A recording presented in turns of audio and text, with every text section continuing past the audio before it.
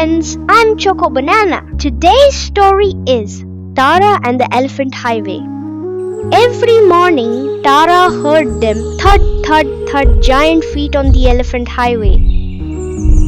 This road wasn't made for cars or people, it was theirs.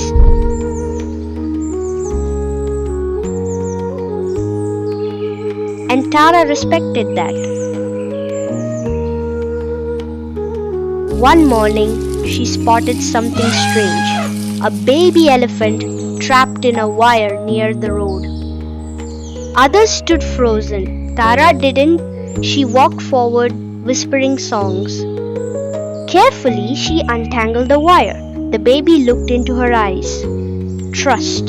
Suddenly, the trees rustled. A massive tusker emerged, his eyes calm, his trunk lifted. From that day on, the elephants waited when Tara's red cycle passed by.